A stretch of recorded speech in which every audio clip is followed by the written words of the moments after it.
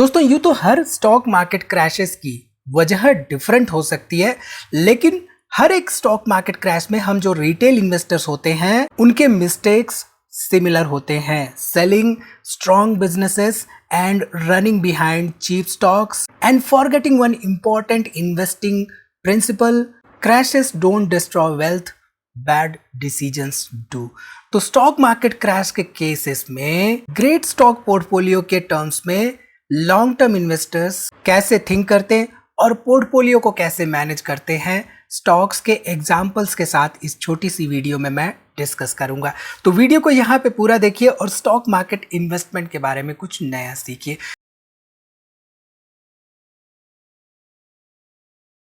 नमस्कार दोस्तों, मैं उमेश त्रिपाठी आपका स्वागत करता हूं स्टॉक फॉर रिटेल पर स्टॉक मार्केट से जुड़ी एक नई जानकारी के साथ। ध्यान रखिए, वीडियो सिर्फ एजुकेशन के पर्पज से, सो यहाँ पर किसी भी तरह का रिकमेंडेशन नहीं है।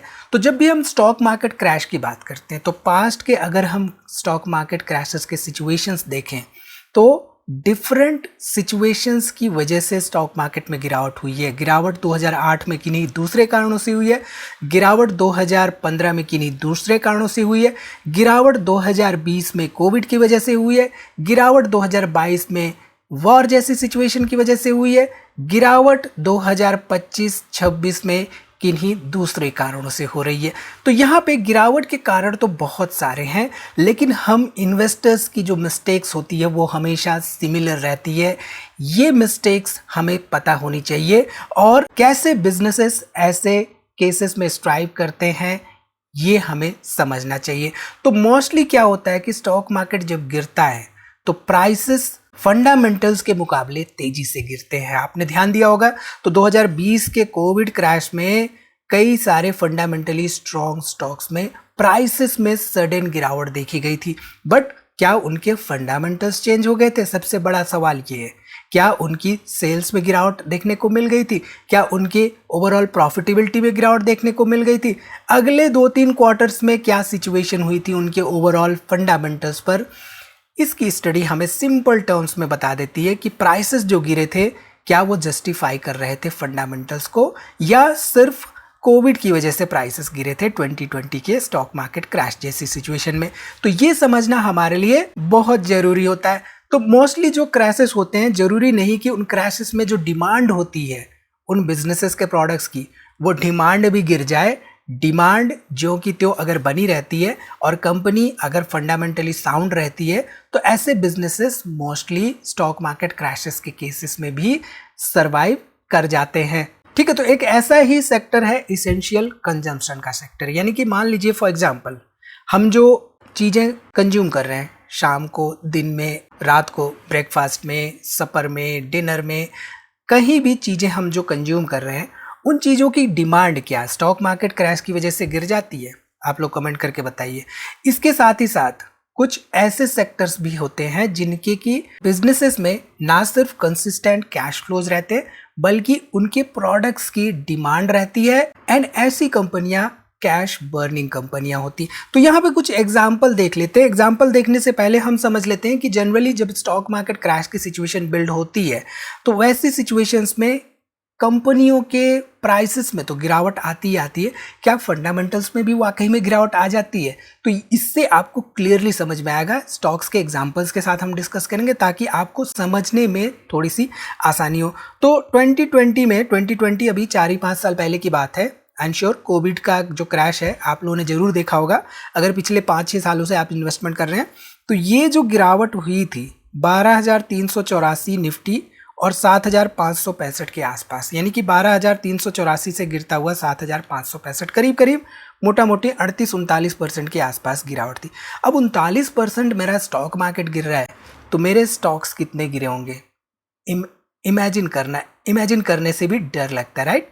तो ऐसे केसेस में फंडामेंटली स्ट्रॉन्ग कंपनियां जो थी उन्होंने कैसा बिहेव किया, इसकी स्टडी हमारे लिए बहुत इंपॉर्टेंट हो जाती है। अब ऐसे में जिन कंपनियों के प्रोडक्ट्स की डिमांड थी उनकी सेल्स में क्या इम्पैक्ट आया था, उनकी ओवरऑल प्रॉफिटेबिलिटी में क्या इम्पैक्ट आया था, इसकी स्टडी हमारे लिए इंपॉर्टेंट हो जाती है। तो यहाँ पे कंजम्पशन सेक्टर तो हमने देखा। आईटी सेक्टर एक ऐसा सेक्टर है जिसमें कि हम देख रहे हैं कि 2001-2002 के बाद से ही because of certain evolving technologies इनके प्रोडक्ट्स की डिमांड हमेशा बनी रहती है, चाहे कोई भी क्रैशेस के सिचुएशंस आए, इनकी टेक्नोलॉजीज की डिमांड हमेशा बनी रहती है। तो यहाँ पे एक सर्टेन एग्जांपल लेते हैं कंपनी का, और ये कंपनी है बिरला सॉफ्ट। बिरला सॉफ्ट में देखते हैं कि 2019-20 में जो स्टॉक मार्केट क्रैश हुआ था कोविड की वजह से, उसमें सेल्स और प्रॉफिटेबिलिटी में क्या कहीं कोई गिरावट देखने को मिली थी।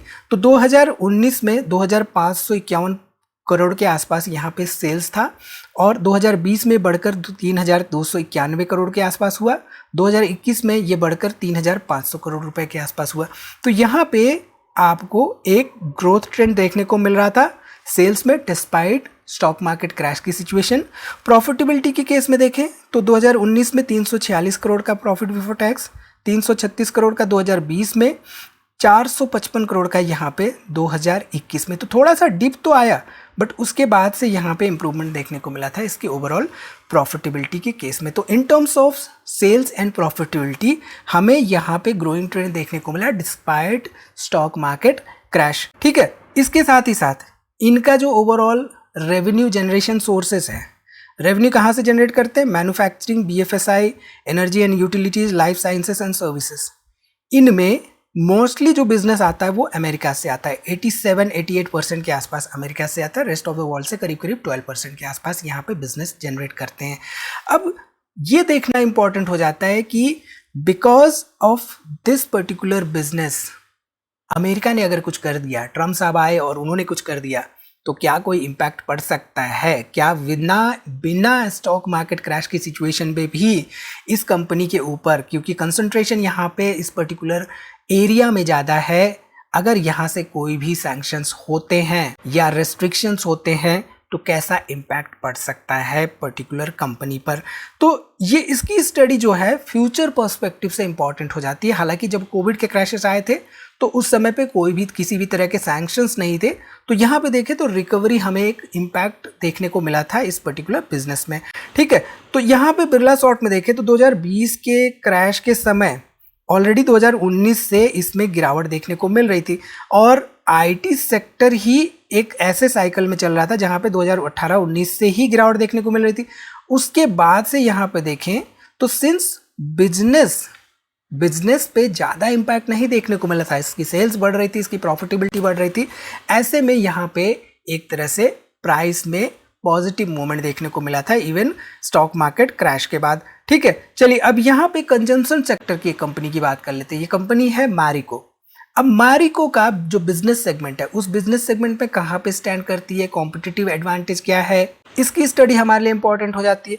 अब यहाँ पे सेल्स देखें 2019 में, तो 2019 में करीब करीब 7,300 करोड़ रुपए के आसपास सेल्स था, और 1257 करोड़ रुपए के आसपास यहाँ पे प्रॉफिट बिफोर टैक्स देखने को मिला था। 2020-21 की अगर हम बात करें तो 2020 में यहाँ पे देखिए करीब करीब 7,315 करोड़ का सेल्स और 1,374 करोड़ का प्रॉफिट बिफोर टैक्स। 2021 में 8,000 करोड़ का सेल्स, 1,500 करोड़ का प्रॉफिट बिफोर टैक्स। तो यहाँ पे भी आपको सेल्स एंड प्रॉफिटेबिलिटी में ग्रोथ देखने को मिल रही थी इवन स्टॉक मार्केट क्रैश की सिचुएशन के बाद। यहाँ पे अगर हम देखें तो कोकोनट ऑयल सेगमेंट में करीब करीब 62% का मार्केट शेयर है, पैराशूट रिजिड सेगमेंट में 52%, सफोला ओट्स में 41%, value added hair oil segment में 27% एंड सीरम्स वगैरह में देखें तो 52-53% के आसपास मार्केट शेयर देखने को मिल रहा है।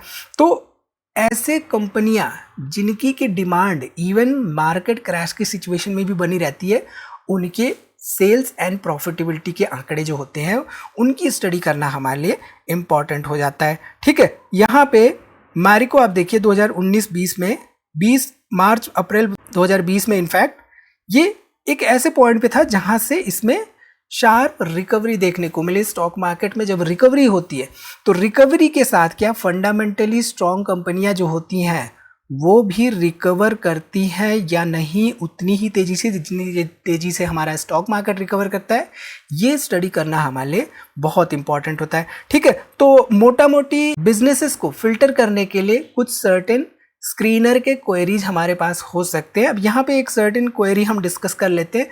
इस पर्टिकुलर क्वेरी में किन पॉइंट्स पे हमें ध्यान देना है उनका हम यहाँ पे स्टडी करेंगे। अगेन ये किसी तरह का यहाँ पे रिकमेंडेशन बिल्कुल नहीं है, ये क्वेरीज हम इसलिए शेयर कर रहे हैं ताकि आप स्टडी कर सके कंपनियों की, क्योंकि क्वेरी रन करने के बाद 70, 75, 100 कंपनियों के आसपास की लिस्ट आती है।